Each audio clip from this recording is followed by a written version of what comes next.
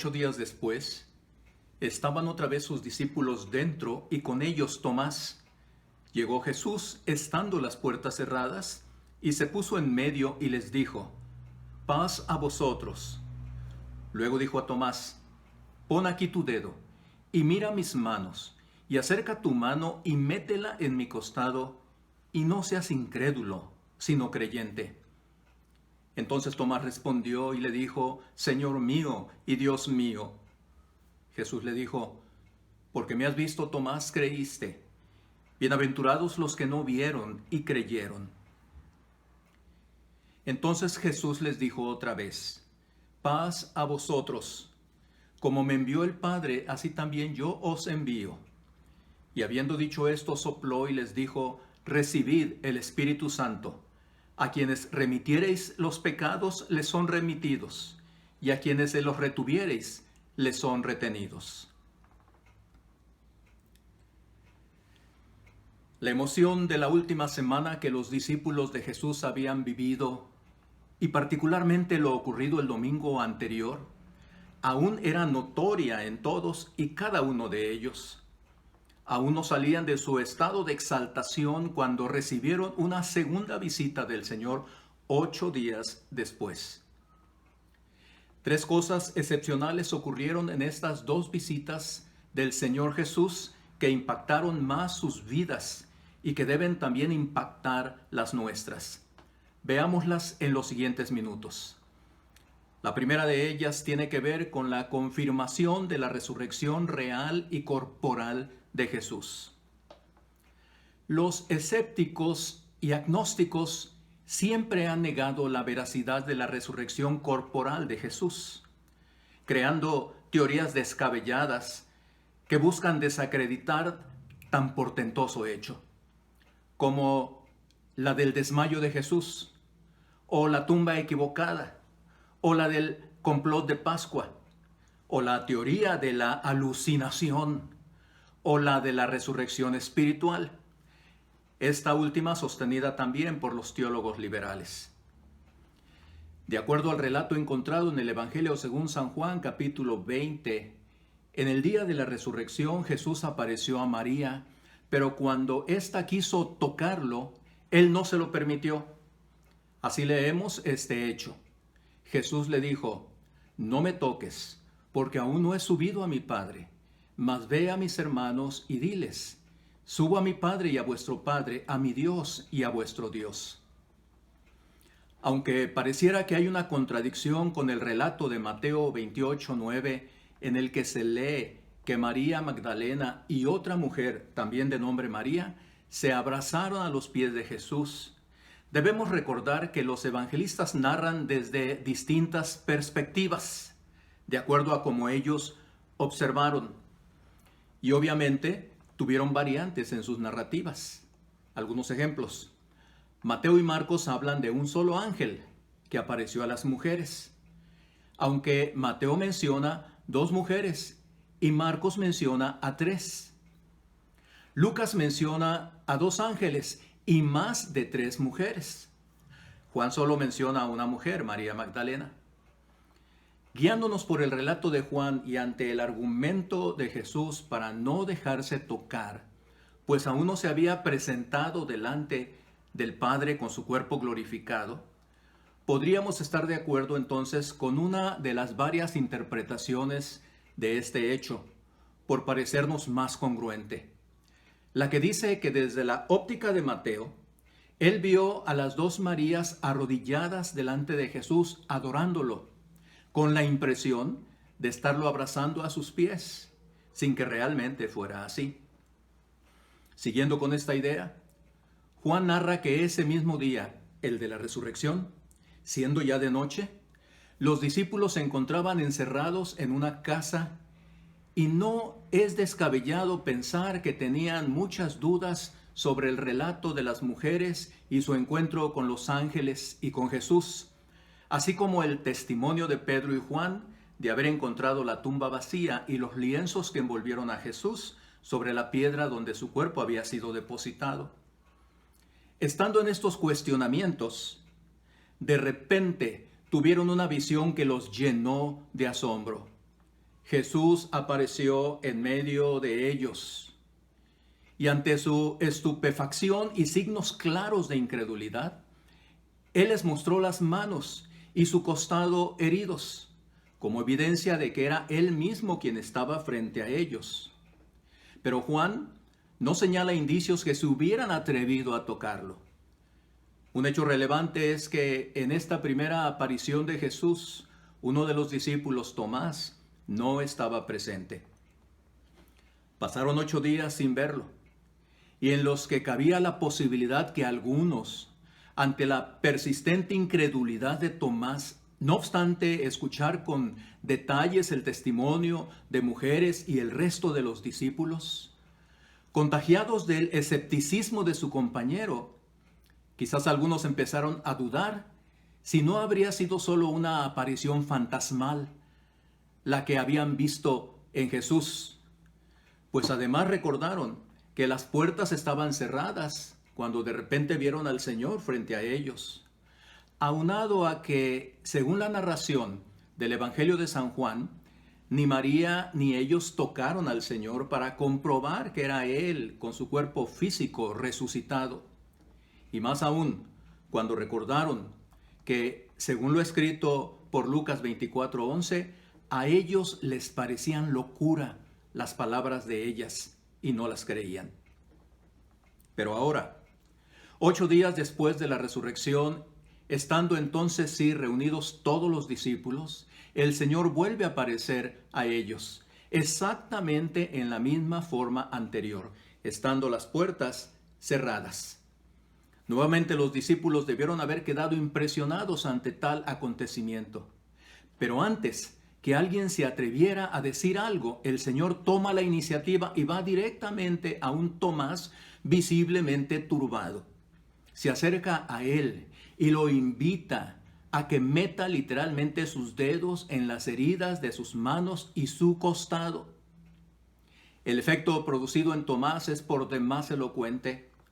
Cae de rodillas ante el Señor y ya sin ninguna duda lo confiesa como su Dios, como su Señor.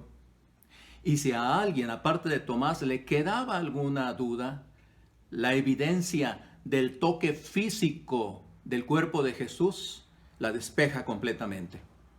Los acontecimientos posteriores, durante los 40 días que el Señor Jesús aún permaneció con sus discípulos, incluyendo a centenares más, comiendo con ellos y dándoles la libertad de tocarlo y de abrazarlo, los marcaron con la plena certidumbre de su resurrección corporalmente verdadera. Fue esa convicción la que los haría enfrentarse con decisión y valor a los difíciles años ministeriales que les esperaban, en medio de sufrimientos y aún de la muerte. El segundo evento extraordinario de estas visitas fue que Jesús aseguró la paz, su paz, a sus discípulos.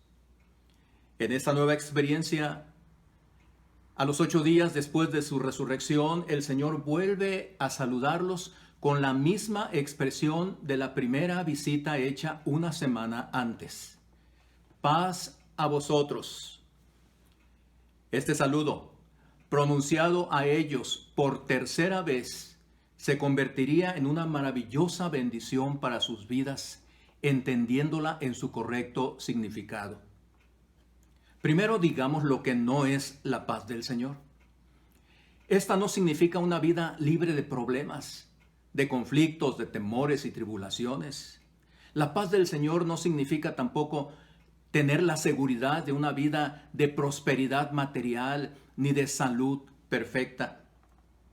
Interpretar que la bendición del Señor es la que enriquece y no añade tristeza con ella, pensando que significa ausencia de crisis, de problemas, de pobreza, de enfermedad, de conflictos, de frustraciones, de ataques del maligno, etc.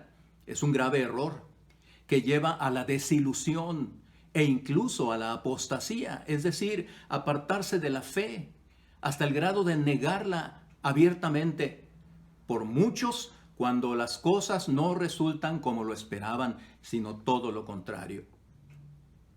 La paz del Señor, por sobre todas las cosas, es la que Jesús ganó para nosotros, reconciliándonos con Dios el Padre. Justificados pues por la fe, tenemos paz para con Dios por medio de nuestro Señor Jesucristo. Dios ahora solo tiene para nosotros una mirada de amorosa paz, gracias a nuestro Salvador. Ahora podemos entrar ante el trono de la gracia libremente, con la certidumbre de ser recibidos personalmente por el Padre Celestial, para confiarle nuestras grandes preocupaciones y descansar en su amoroso seno. Esa es la paz que el Señor les entregaba en ese bendito saludo. La paz del Señor es aquella que hace sentir seguro al inseguro, amparado al desamparado, animado al desanimado, apreciado al despreciado. La paz del Señor es la que reanima y renueva al corazón cansado y agobiado, que aprende a descansar en el amor de Dios, en el sacrificio de Cristo y en el consuelo del Espíritu Santo. La paz del Señor es la que se experimenta en medio de las más profundas tribulaciones y temores de la vida, la que da dirección en medio de la confusión y tranquilidad en medio del desasosiego. La paz del Señor es la que nos hace vivir contentos con lo que Dios nos da y nos mantiene seguros en la bondadosa providencia divina. Es la que nos asegura que estamos en el hueco de sus manos y protegidos bajo la sombra de sus alas. Esa es la paz del Señor. Esa es la paz dada a cada uno de los hijos de Dios y seguidores de Jesús. Es la paz que da estabilidad a nuestra vida y que nos faculta para hacer nuestra tarea en este mundo con toda disposición, alegría y determinación, día tras día, hasta el fin de nuestra vida, y que además nos prepara para entrar a la eternidad perfecta al lado de nuestro poderoso y amado Señor y Dios. Y esta es la paz que puede experimentar todo aquel que escucha el llamado de Dios y entiende la razón de la venida de Cristo a este mundo y cree en su corazón que solo en Él tiene esperanza de salvación y transformación por su obra realizada al morir en la cruz del Calvario. Al confesar a Jesús como su perfecto Salvador, esa maravillosa paz vendrá a su vida y permanecerá en ella hasta el último de sus días.